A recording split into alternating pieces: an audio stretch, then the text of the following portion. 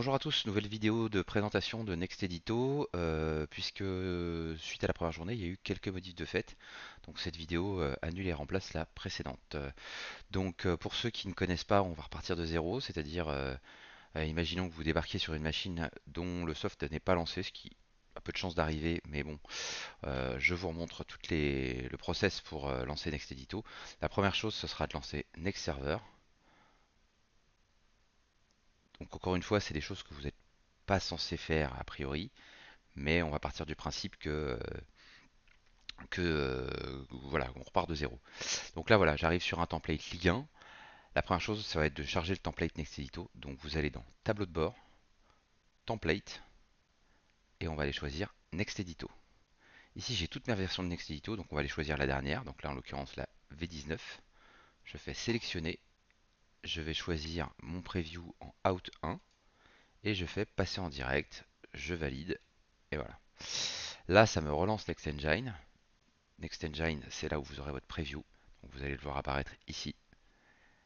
Et je vais tout de suite cliquer pour agrandir. Et je vais le faire glisser sur mon autre écran à côté que vous aurez en régie. Et voilà, comme ça vous aurez votre écran de preview à côté. Double-clic pour mettre NextEdito en plein pot. Et voilà, donc l'interface se présente comme ça. Pour ceux qui connaissent TextServer, vous ne serez pas trop dépaysés.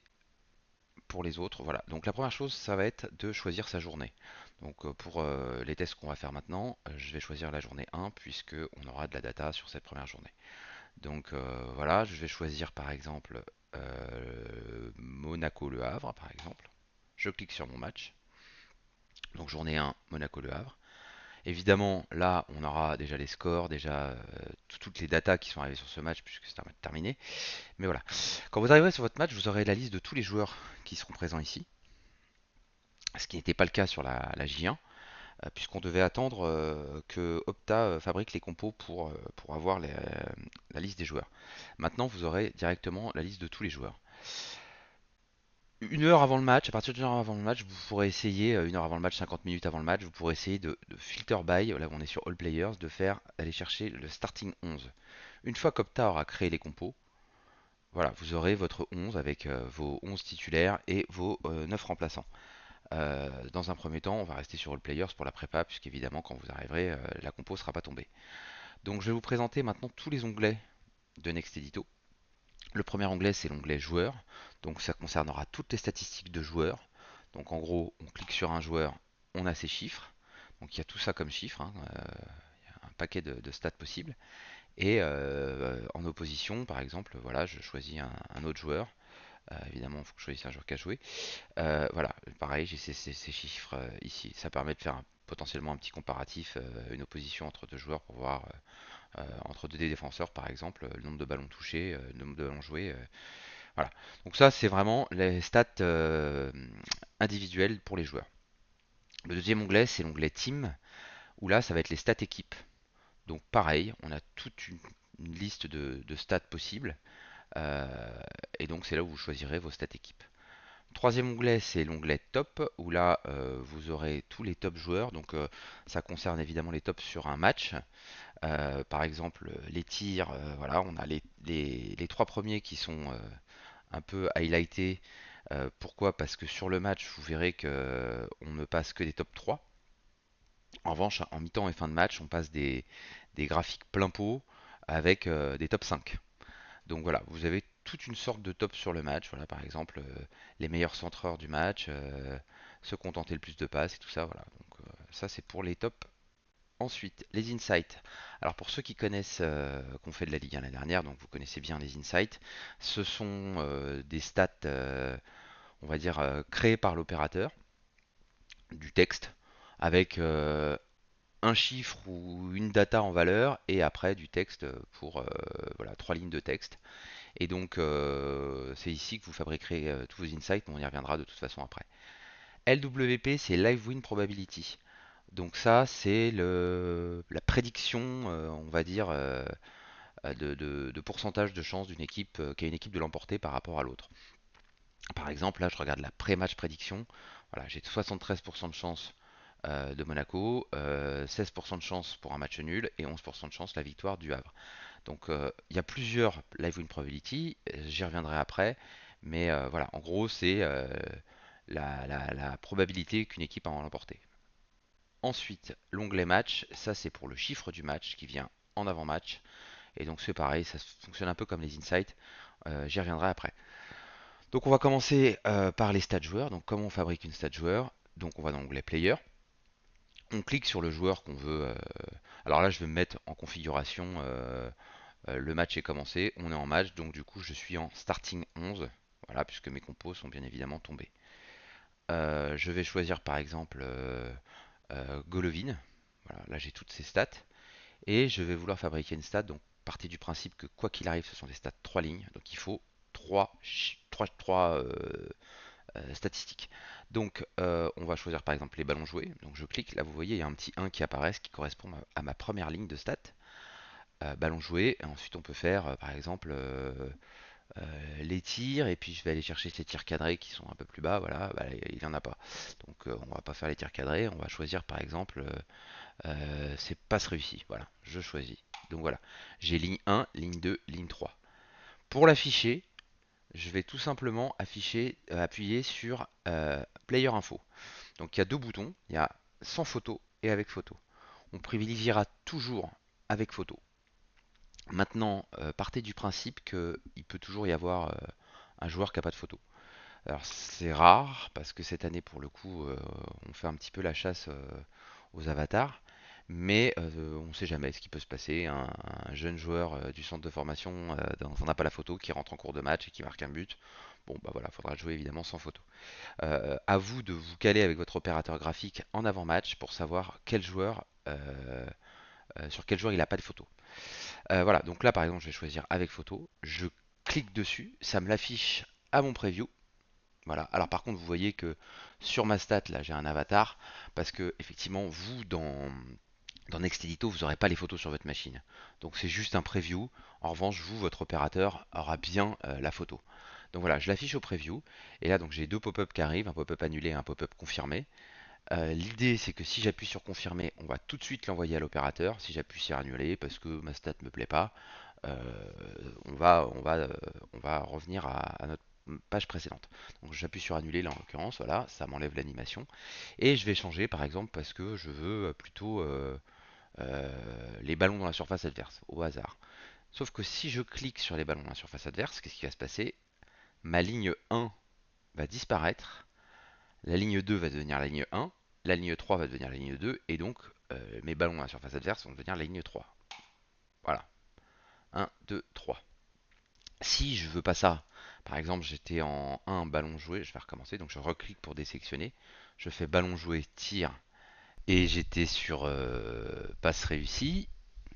Donc si je veux par exemple supprimer les tirs et mettre les ballons à la surface adverse à la place, si je supprime la tir, ça va me mettre les ballons joués en 1, les passes réussies en 2 et les ballons à la surface adverse en 3. Si je veux vraiment changer mon ordre, le mieux c'est quand même de désélectionner toutes les stats et de refaire par exemple ballon joué si je veux mes ballons à la surface adverse et mes tirs en 3, voilà. Donc, voilà, ligne 1, ligne 2, ligne 3. J'appuie pour le jouer avec photo, ça me le met au preview et là je suis content de ma stat, je fais valider. À partir du moment où j'ai fait valider, vous voyez là c'est arrivé dans la liste export. L'opérateur graphique, de son côté, il n'aura qu'à appuyer sur un bouton pour rafraîchir les stats et il récupérera automatiquement cette liste d'export. C'est-à-dire toutes les stats qui seront dans cette liste, en appuyant sur son bouton, l'opérateur graphique va récupérer toute la liste qu'il y aura là. Ça sera à vous de faire le ménage. C'est-à-dire que en J1 par exemple, l'opérateur graphique pouvait automatiquement supprimer ses stats directement chez lui. Là, l'opérateur graphique pourra vous demander, écoute, enlève-moi ces trois stats là parce que j'ai besoin de respirer un peu. Voilà, c'est à vous de supprimer la stat. Et voilà. Si vous voulez supprimer toute votre liste d'export, vous faites reset export, ça remettra tout à zéro. L'opérateur graphique appuie sur son bouton et ça lui rafraîchira sa liste. Vraiment, cette liste d'export, c'est exactement la liste qu'aura l'opérateur graphique dans son appli. Donc voilà. Donc pour les stats joueurs, c'est assez simple en fait. Voilà, on choisit ces trois valeurs, ces trois data, on clique sur Player Info, sans photo ou avec photo. Deuxième étape, c'est donc l'onglet Team. Alors là, il faut savoir que contrairement à l'an passé où on pouvait afficher plusieurs stats collectives, par exemple, on pouvait avoir les tirs cadrés, les XG. Cette année, vu que ces stats, vous allez voir pourquoi, mais ces stats sont apparaissent dans le score permanent. Donc évidemment, on n'a qu'une ligne, donc on ne peut pour le moment passer qu'une stat collective à la fois. Donc, et méfiez-vous parce que on a quand même toujours cette possibilité de choisir un, 2, 3. Donc, faut pas s'y tromper, ça ne fonctionne pas. Ça sera toujours la stat numéro un qui sera prise en compte. Il est possible qu'il y ait des ajustements à ce niveau-là, donc c'est pour ça que ça reste pour l'instant comme ça. Mais voilà. Donc vous choisissez votre stat collective, voilà, possession, et ça c'est ce qu'on appelle les stats head-to-head, donc face à face, puisque ça concerne un face à face entre deux équipes. Donc je choisis par exemple la possession, je clique sur head-to-head, et là vous voyez au preview, hop, j'ai ma petite stat 74%, 26%. Je confirme pour l'envoyer à l'opérateur. Si finalement je me suis trompé, je la supprime. Si je veux plutôt une stat tier, je clique sur stat tier. Alors attention, pense bien à désélectionner la possession du coup. Je clique sur la stat tier, je fais un head to head, je regarde mon preview. Voilà, je valide pour l'envoyer. Donc voilà, les stats collectives, enfin oui, les stats équipes, c'est plutôt simple. Juste, donc c'est le bouton head to head et voilà, vous avez tout un tas de données à envoyer à votre opérateur. Je vais supprimer pour le moment. Ensuite, les tops. Les tops, donc là, pareil, vous avez tout un tas de tops possibles. Vous choisissez votre top, par exemple le top des tirs. Donc pendant le match, je vous l'avais dit avant, on affichera une stat 3 lignes, donc avec les 3 premiers. Et donc ça sera ici top 3 ou top 5. Là, je suis en match, donc par exemple, on va dire top 3. Je clique sur top 3 et vous voyez, alors ça vient en bas. Et voilà, j'ai mes 3 tireurs. Je valide pour l'envoyer, j'annule si je veux pas l'envoyer. Pour la mi-temps et la fin de match, vous savez, on a ce qu'on appelait les leaderboards. Donc c'est des stats plein pot qui viennent dans une séquence et donc là ça va être on va choisir par exemple trois quatre tableaux. Par exemple ça c'est le chef d'édition qui sera avec vous en régie qui vous dira bah mets-moi les tirs, les centres et les fautes par exemple. Et donc à vous, vous choisissez votre top 5, vous cliquez dessus et là ce sera tout simplement top 5 et non pas top 3. Top 5 vous voyez au preview, ça affiche vraiment un graphique plein pot. Enfin plein pot, tout est relatif. Donc voilà. Pareil, je valide pour l'envoyer. Je vais préparer mon deuxième top 5. Alors vous voyez, quand je valide, ça enlève automatiquement le preview. Ensuite, par exemple, on va dire qu'on veut les passes tentées. Je clique sur passe tentée. Top 5. Je regarde mon preview. Toujours bien vérifier le preview quand même avant d'envoyer à l'opérateur. On ne sait jamais s'il y a une petite coquille. On confirme, voilà, etc. etc. Et là, l'opérateur graphique aura plus qu'à cliquer sur son bouton pour recevoir vos top 5. Je reset pour le moment. Voilà. Les insights. Alors pour les insights, j'ai pris les insights du premier match. Vous allez en fait avoir un document. Donc je vais vous montrer ça. Voilà. Un document qui ressemble à ça. Donc où vous allez avoir chaque match. Donc là on va se mettre sur Monaco-Le Havre. Et voilà. Et donc ça c'est les insights d'avant-match. On a une colonne française, une colonne anglais. Parce que les insights sont diffusés également sur le signal anglais. Donc on a toujours un chiffre avant. Donc là par exemple, voilà. 109. Monaco a effectué 109 contre-pressing par match lors de la saison 2024-2025, un record. Je copie mon 109, mon chiffre, je retourne dans Next Server, donc je vais aller dans Insight hein, évidemment. Première ligne, je mets mon chiffre 109. Ensuite, je vais copier cette ligne-là.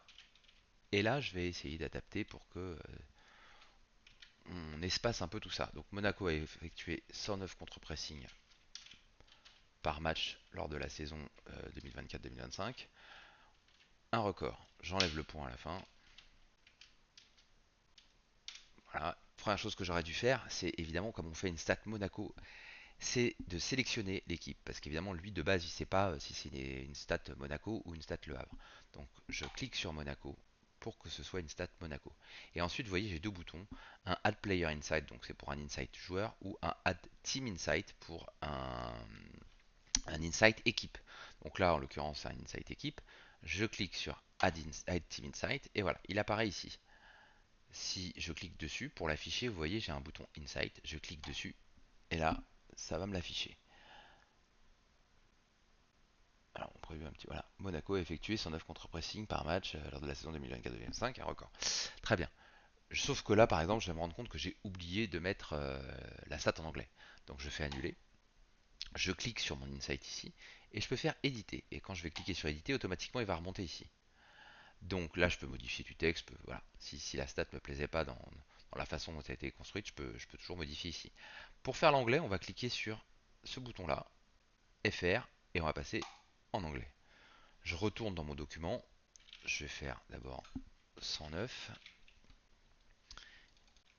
Et ensuite, voilà. Donc on a, hop, voilà. Et voilà. Donc là j'ai mon anglais, mon français. Quand je clique, voilà, je bascule du français à l'anglais.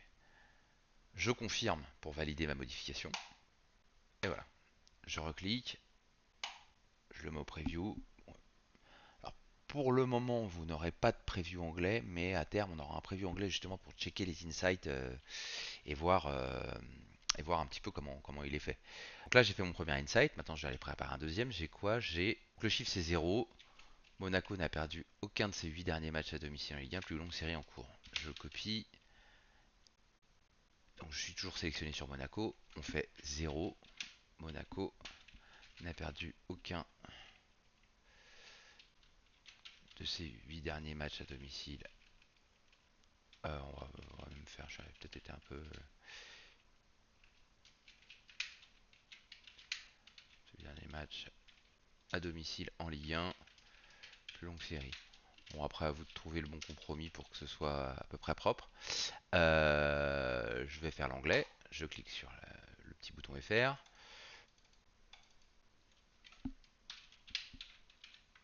Ok, 0.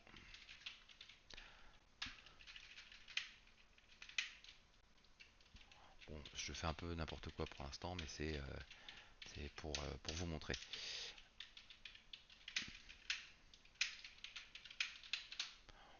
Voilà, on va dire que c'est bon. Add team. Voilà, je la teste, je clique dessus, j'appuie sur Insight pour la tester. Donc j'ai bien le logo de Monaco, c'est bien Monaco, Monaco effectué. Donc c'est bon. J'annule pour le moment.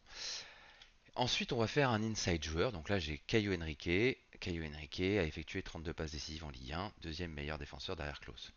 Donc là, pour créer un inside joueur, je vais devoir cliquer sur mon joueur. Donc tous ces insights, de toute façon, c'est des insights qui sont à préparer en avant-match. Donc dans la configuration, vous serez vraiment sur All Players puisque vos compos ne seront pas encore tombés.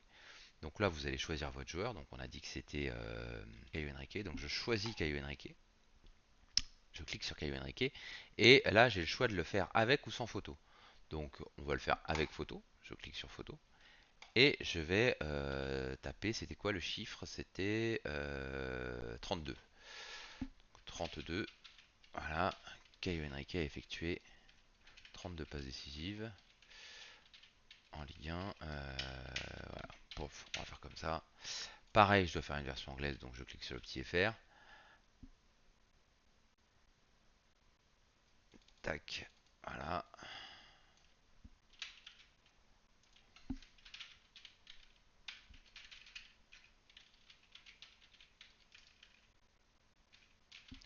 Bon, encore une fois, je fais un peu vite et n'importe comment, mais c'est pour vous montrer. Voilà, une fois que c'est validé, je fais Add Player Team. Donc là, pour bien vérifier, j'ai bien. Bon là c'est le nom Opta, donc le nom, mais Caio Henrique Oliveira Silva. Je clique dessus, Insight, je regarde au preview. Voilà. Là typiquement, on voit que ma première ligne c'est trop long, hein. Donc si je veux corriger, je fais évidemment annuler. Je clique sur Edit et on va changer un peu ça. On va faire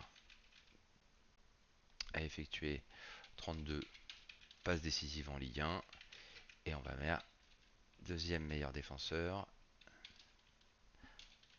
en Ligue 1. On enlève le point. Deuxième meilleur défenseur derrière Klaus. Voilà, on va valider, on va voir ce que ça donne. Je clique dessus, je clique sur Insight pour le voir au preview. Voilà, maintenant c'est ma dernière ligne qui est trop longue. Bon, après, à vous de trouver le bon compromis, hein, pour que ce soit plus propre. Déjà, voilà, bon, il y a des petites choses à modifier, ça c'est à vous de voir avec votre chef d'aide, mais par exemple, on peut faire deuxième comme ça, et peut-être, voilà, intervertir les lignes enfin, intervertir les lignes, mettre un petit peu de la ligne 3 sur la ligne 2 pour essayer de trouver un truc un peu plus cohérent. Puis après, de toute façon, à partir du moment où c'est validé par votre chef d'édition, hein, voilà. Donc voilà, j'aurais pu mettre passe aussi sur la première ligne, 32 passes décisives en dessous. Mais bon, bref, une fois que c'est validé, une fois que c'est voilà, pour l'instant on ne confirme pas les insights, on prépare tous nos insights.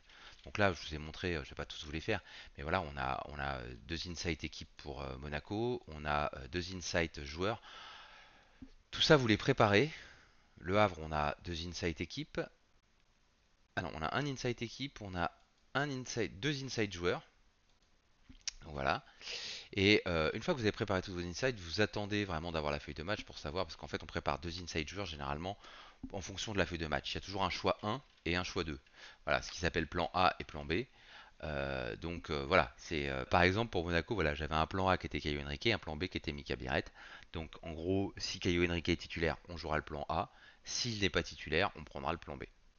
Donc une fois que vous aurez tous vos insights et que vous aurez vos feuilles de match, vous savez qui joue pas, vous pourrez les envoyer dans l'ordre du conducteur à l'opérateur. Donc on va choisir par exemple en premier on avait Monaco 109, je clique dessus, je fais Insight, je vérifie bien au preview que ce soit bien celle que j'ai sélectionnée, je confirme pour envoyer à l'opérateur. Ensuite je vais sur ma deuxième, Insight, je confirme pour envoyer à l'opérateur, et ainsi de suite et ainsi de suite. Comme ça l'opérateur ensuite, hop, il appuie sur son petit bouton, il charge toute votre liste et il a tous ses insights dans l'ordre du conducteur, qui est beaucoup plus pratique pour lui. D'ailleurs une fois que vous aurez fini juste avant l'avant-match en fait, vous pourrez clearer votre liste, ce sera plus simple pour l'opérateur qui aura un peu moins de bazar dans sa playlist. Donc voilà pour les insights. Ensuite on va passer à l'onglet Live Win Probability. Alors là comment ça marche? On a d'abord un pré-match prédiction, c'est la Live Win Probability avant le début du match. Donc ça c'est celle que vous donnerez à votre opérateur après tous vos insights et tout ça, puisque c'est la première stat que l'opérateur passera. Donc on clique dessus et on clique sur LWP from 0 puisque c'est à partir de 0 minutes. Donc je clique dessus, ça vient dans le score permanent, voilà. Et donc pareil, je confirme pour envoyer, j'annule si je ne veux pas l'envoyer à l'opérateur. Ensuite on a la Overall Live Prediction. Celle-ci c'est celle qui vient au moment, à l'instant T en fait où vous l'envoyez. C'est-à-dire que si par exemple à la 25e minute, Monaco domine outrageusement avec 3 tirs sur les poteaux et voilà par exemple, bon évidemment le chiffre aura certainement évolué par rapport à celle d'avant-match. Donc c'est celle vraiment à l'instant où vous la jouez. Ensuite on a After Goals. Alors ça va être la live win qu'on va passer après chaque but. Puisqu'après chaque but, effectivement, ça va être en fait la différence entre la live win du but. Alors là, par exemple, vous voyez, j'ai un but à la 67e et un but à la 74e. Si j'affiche après 74, voilà, ça va mettre la win probability from last goal at 67. Donc en fait, c'est depuis le dernier but de la 67e minute. Donc à l'antenne, quand je vais l'afficher, vous allez voir qu'on va passer en fait de ces chiffres-là à ces chiffres-là. J'appuie, voilà. Donc c'est vraiment une transition d'un but à l'autre. Donc voilà, vous cliquez sur votre. Alors attention pas à vous faire piéger parce que ça peut être visuellement piégeux. Si là j'ai un but à la 32e minute, ensuite j'ai eu un but à la 61e. Donc à la 61e, je vais cliquer, mais mon bouton ce sera bien marqué Live Win from last goal at 32e, puisque c'est l'évolution entre la 32e et la 61e. Et donc je clique dessus, voilà, vous avez bien l'évolution entre les deux buts. Confirmer pour envoyer comme d'habitude. Je vais supprimer ces stats là pour le moment, voilà. Et là mon opérateur, j'aurais pu appuyer sur Reset Export hein, évidemment. Et là mon opérateur n'aura plus qu'à faire un fetch pour récupérer sa liste clean. Dernier onglet, c'est l'onglet match. Alors l'onglet match, c'est le chiffre du match. Donc je vais retourner dans mes insights statistiques. Et donc moi là, voilà, j'ai chiffre du match. Ça c'est des insights, hein, attention, on va pas vous faire avoir. C'est-à-dire que c'est pas marqué insight, mais c'est pas des chiffres du match. Le chiffre du match, on en a qu'un puisqu'il concerne les deux équipes. Donc là, je vais faire 1 sur 5. Donc ça, c'est ma première valeur. Ensuite, voilà, je copie tout. On a le Havre n'a perdu qu'un seul de ses 5 derniers matchs de Ligue 1 contre Monaco. Bam. Je vous fais pas la version anglaise, hein, vous avez compris comment ça marche. Je fais Add Match Stat. Voilà. Je clique dessus. Ça fonctionne exactement comme un insight, hein. Si je veux le modifier, je fais Edit. Bam. Voilà. C'est exactement pareil. Je clique sur chiffre du match. Et là, j'ai Match Stat ici. Je le affiche au preview. Chiffre du match, voilà. Pareil, on valide pour afficher, mais c'est pareil, ça vous respectez l'ordre du conducteur, donc vous l'enverrez vraiment à votre opérateur dans l'ordre du conducteur une fois que vous aurez tous vos insights et votre feuille de match. Là, je vais cliquer sur annuler pour ne pas l'envoyer. Et donc oui, après, donc je vous disais, il y a donc vous avez vu un chiffre du match, ça concerne uniquement le stade match, donc c'est-à-dire les deux équipes, Monaco, Le Havre. Contrairement à un insight qui peut concerner une seule équipe. C'est pour ça que les deux chiffres derrière, chiffre équipe domicile et chiffre équipe extérieure, ce sont des insights et non pas des chiffres du match.